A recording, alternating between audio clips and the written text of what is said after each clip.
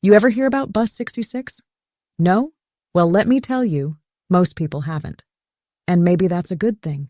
See, in New York, people live fast, and they move even faster. The subway runs all night, and if you don't like the underground, there's always a bus. But there's one bus route that's different. It's not on any transit map. No official records, no schedule, just a whisper in the city's dark corners. They say it appears when you least expect it, when you're alone, when it's late, when you're desperate to get home. And if you're unlucky enough to step onto it, you don't come back. Now, I know what you're thinking. Urban legend, right? Another creepy subway story? That's what I thought too, until it happened to me. It was a cold night, wind biting through my coat as I stood at the bus stop, scrolling through my phone. I'd missed the last train, and my only option was a late-night bus ride home. The street was quiet, too quiet. Just the flickering glow of a broken streetlight and the distant wail of a siren somewhere in the city. Then I saw it. Headlights appeared down the street, cutting through the fog like knives. The bus rolled up, its number flashing 66 in eerie red digits. The doors hissed open. I don't know why, but the moment I stepped forward, my stomach twisted. Something wasn't right. The bus was old, not just old, ancient. The kind of model that should have been retired decades ago. The windows were tinted so dark I couldn't see inside. But the worst part? The driver. He wasn't looking at me. He was waiting for me. And that's when I should have run. It was a freezing November night when James Parker first heard about Bus 66. He wasn't looking for ghost stories.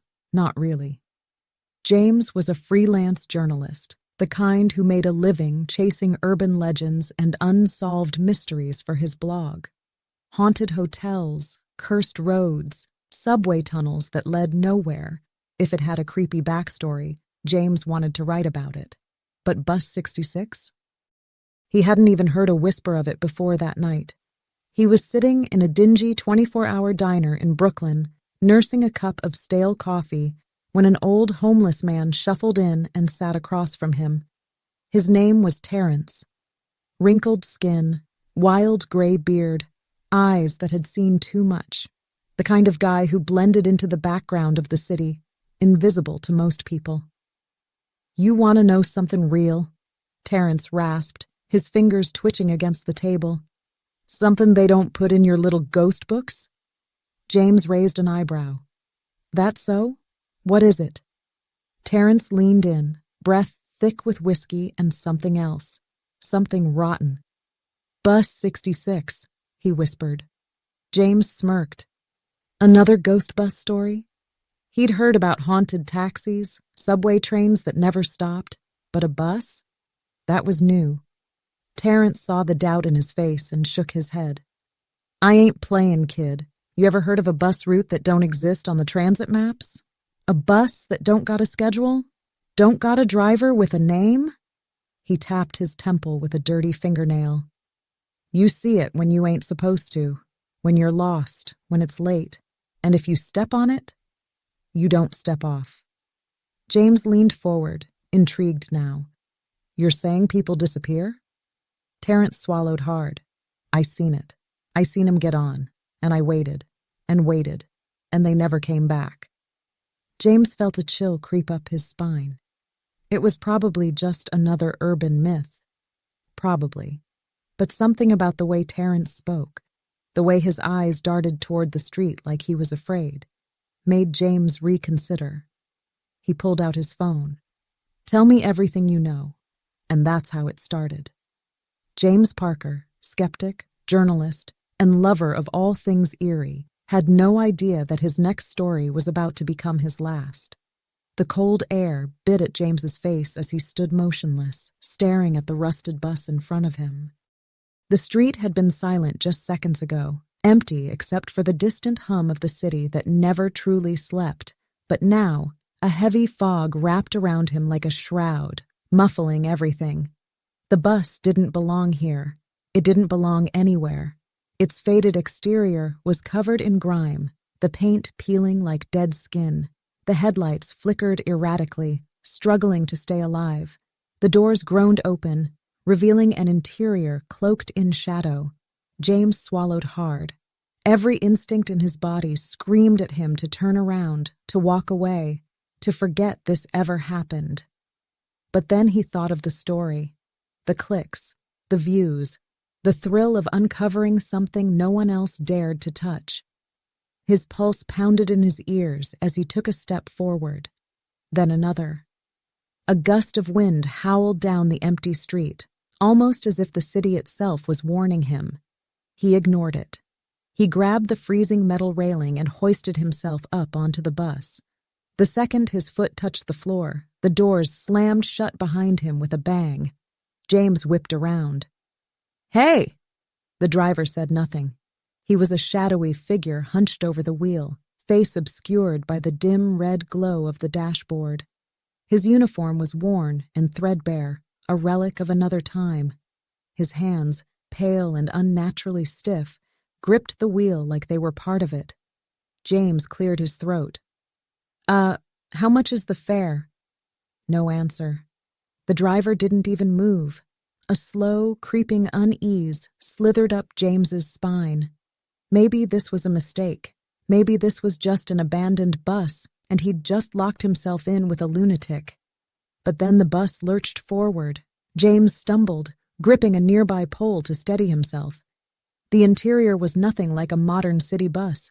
No ads, no route map, just rows of cracked leather seats that reeked of mildew and something metallic. Something familiar. Blood. James's breath hitched. He turned to the nearest seat, barely visible in the dim, flickering lights. Dark stains pooled on the fabric. Some of them smeared like something or someone had struggled. A cold dread settled in his gut. He wasn't alone. Somewhere in the depths of the bus, someone or something was breathing. Shallow, ragged, waiting. And then, a whisper. Low, almost inhuman. "You shouldn't have come." James's heart slammed against his ribs. He turned his head slowly, every nerve in his body screaming. The lights cut out, and the bus kept driving. James swallowed hard, his breath coming out in short, uneven gasps. The bus smelled like dust and something else, something stale, like air trapped for decades. His eyes darted across the rows of passengers, each one sitting eerily still, hands folded in their laps, faces blank. They weren't just quiet, they were motionless. No blinking, no shifting in their seats, just staring. And their clothes, God, their clothes. A woman sat nearest to him, her auburn curls tucked neatly under a pillbox hat, her cinched waist polka dot dress straight out of the 1950s. Next to her, a man in a crisp three-piece suit, his pocket watch gleaming faintly in the dim light. 1920s, maybe? Across the aisle, a soldier sat ramrod straight, his khaki World War II uniform still pressed like he'd just stepped off a battlefield. James's stomach twisted. This wasn't right. None of it was right. He turned toward the driver. The man's uniform was frayed at the edges, his cap tilted slightly forward, shadowing his face. Slowly, he moved, just a slight tilt of his head, enough for James to see. Hollow, black, empty, no eyes, just void. The bus rattled as it picked up speed. James stumbled forward, gripping a nearby seat. He needed to get off. Now. He turned to the nearest passenger, the woman in the 1950s dress. "Hey," he whispered, his voice barely holding steady. "Where is this bus going?" She didn't move, didn't acknowledge him. James's pulse pounded in his ears. He reached out, hesitantly, and touched her shoulder. Her head snapped toward him. James recoiled, a sharp gasp caught in his throat. Her face, wrong. Her skin was too smooth, too waxy, like an old mannequin left out in the sun. Her eyes were open, but empty, mouth slightly parted as if frozen mid-breath. A slow, rattling whisper escaped her lips. "You shouldn't be here." James jerked his hand away. The bus lurched again. Outside, the city lights had disappeared. No streets, no buildings, just darkness. Panic set in. He turned back to the doors, his breath ragged. "Let me out!" he shouted. The driver didn't react. The passengers didn't move. Then, from the very back of the bus, a sound. Soft at first, a shuffle, a creak. And then, footsteps. Something was coming. James stumbled back, his breath coming in ragged gasps. His pulse hammered against his ribs, a cold sweat breaking out along his spine. No, this wasn't real. It couldn't be. But the bus, the passengers, the driver who somehow knew his name. This was happening. His gaze snapped back to the woman clutching the newspaper. Her grip tightened, knuckles turning bone white, the yellowed pages crinkling under her trembling fingers. The date, 1937, burned in his mind. James tried again, his voice hoarse. "Who are you? What is this place?" She didn't answer. She just stared, her pupils shrinking, her expression hollow. Then, like a puppet being yanked by invisible strings, her lips moved again. "You shouldn't have come." His stomach twisted. The lights overhead flickered. The dim yellow glow pulsed. Once, twice, then sputtered out for a full second before buzzing back to life. And in that moment of darkness, everything changed. The passengers, the still frozen figures, weren't the same when the light returned. Their skin sagged, peeling away in sickly gray strips. Eyes shrank into black voids, sunken deep into their skulls. Lips stretched too wide, splitting at the corners. Their bodies twisted unnaturally, limbs bending at wrong angles, as if their very forms were unraveling.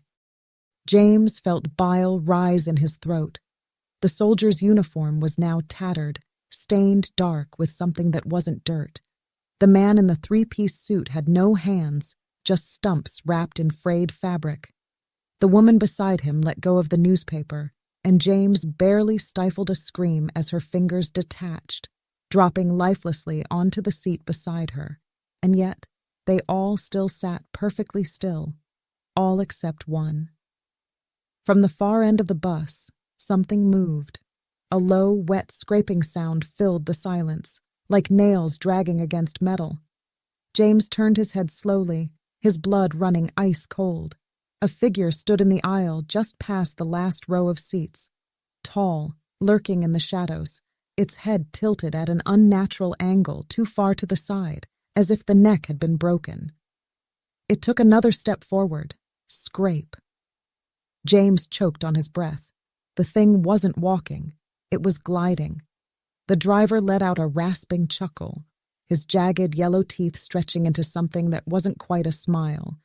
His fingers tapped against the steering wheel, rhythmic, excited. "Welcome aboard, James," he rasped. "Enjoy the ride." The bus rattled violently, and outside the windows, the city was gone. Nothing but black, endless, suffocating black. And the thing in the aisle, it was coming for him.